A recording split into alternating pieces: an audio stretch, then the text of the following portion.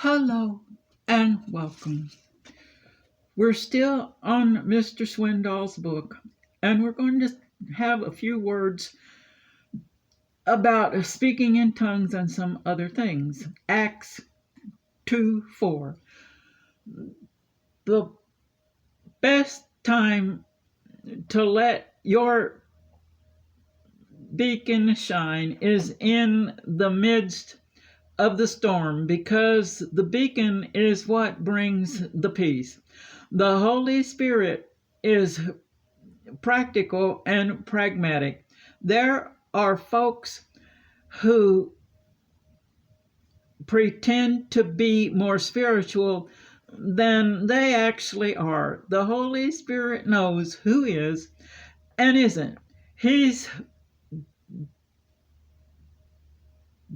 He is rational and realistic. Jesus told the disciples to do Mark 16:15, knowing they would run into language differences.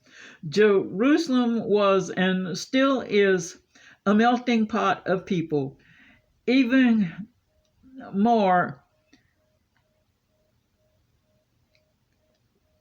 than our own New York City. That Pentecost, 14 languages were spoken. Then we have to add Acts 10:44 through 48 and chapter 19, verse 4 to the mess. This second one is most used in prophecy, private prayer, and praise. It requires someone be present to interpret when used in public. It's not babbling as some think. 1 Corinthians 14:39 and 40, because they don't understand it. Many people reject it. Ephesians 1:22 and 23. Is the Spirit in the church? He should be. However, he is not in very many of them right now. That's why so many church doors have closed. Luke 24:46 through 49. Without the power of the Holy Spirit behind it, the church cannot serve God. Until that Pentecost day, those 120 people were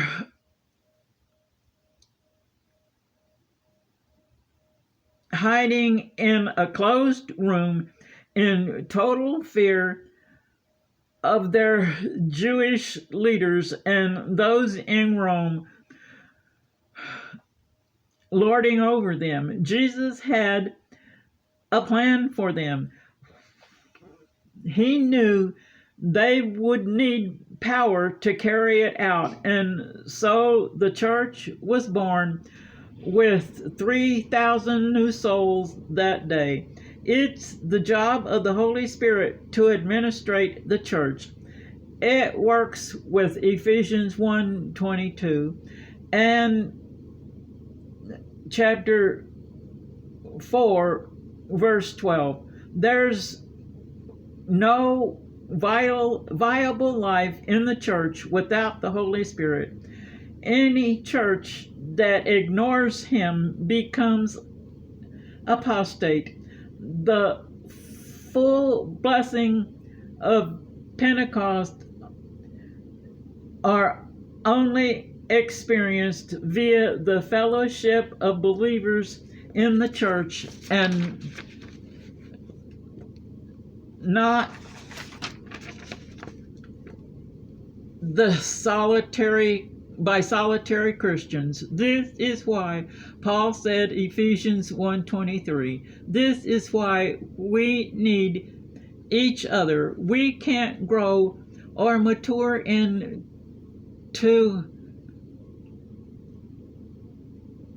a deep for Christian life without each other. It's also why we need to abide in his vine. John 15:5 is his truth is the channel into his vine.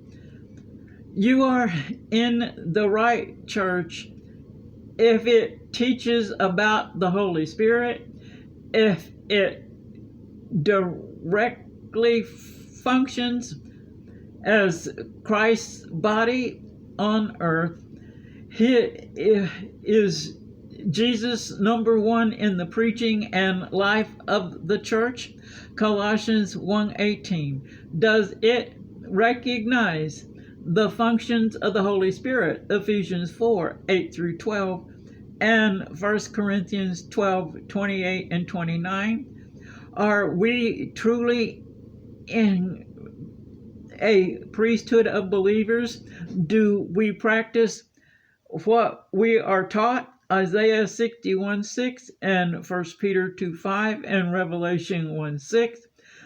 Do visitors see us in genuine happy worship? Does our singing reflect our love of the Lord? Romans 14:7. Do we have a deep caring for each other? Are the needs of the members getting met? Acts 4:32 through 35. Are the sick getting healed? 1 Corinthians 4:20. Are we living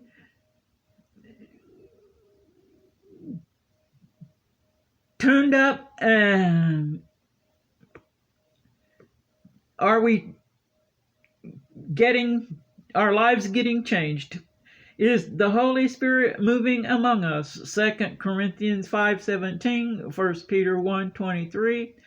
Are we experiencing power as in John 16:8 through 11 and Acts 2:37? Are we seeing mountains moved? Zechariah 4:67. If you don't see these things in your church, then it's time to move on to one where you do.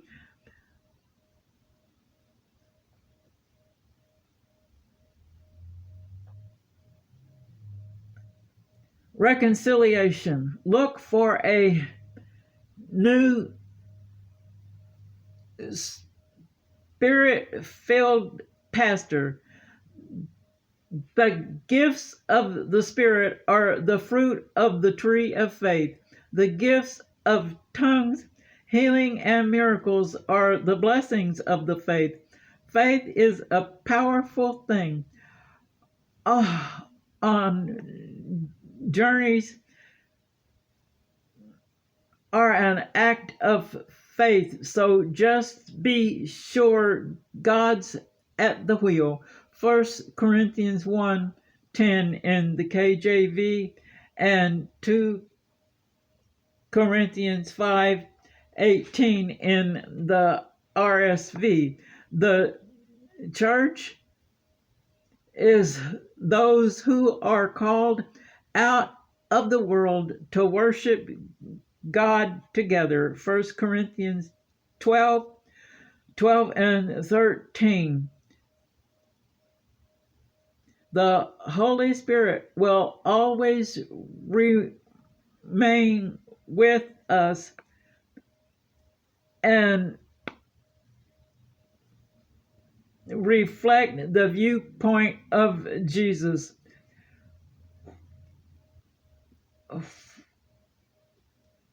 What hurts Jesus most is broken relationships. He wants us to reconcile with each other. Acts 4:32 in the KJV. These people volunteered to pool and share their possessions. It was not communism or socialism. The church is so fragmented today, it breaks God's heart to see it. All of the divisions and cliques in the infighting and the backbiting are the biggest stumbling blocks to accepting Christianity outside the church. All of it dishonors the Lord big time, and it drives the Holy Spirit away because he can't do his job in that kind of atmosphere. Judges 16:20 and Colossians 3:15.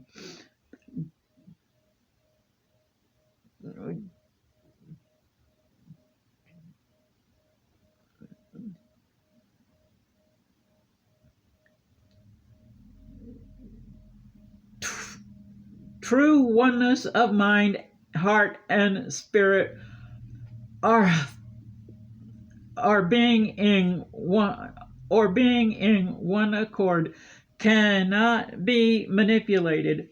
It's a priceless gift of the Holy Spirit. It only comes from patiently listening to other points of view in order to understand. It might even include sincere apology, Matthew 5:24 and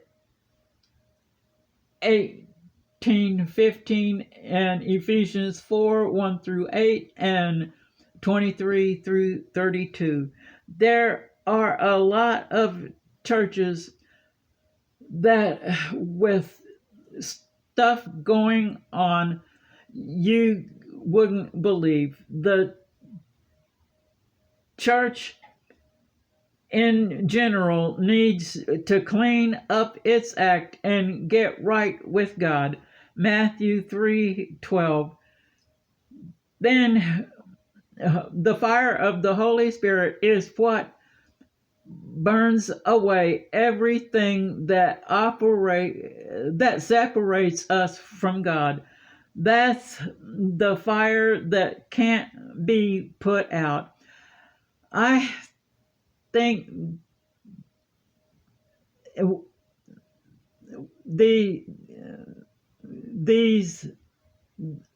that the Ring of Fire Johnny Cash sings about, or maybe is singing about the lake of fire that burns forever. Do not go swimming in that lake, and stay away from that ring of fire, because it does burn. You may send your prayer request to TAnswers, TWO, @gmail.com.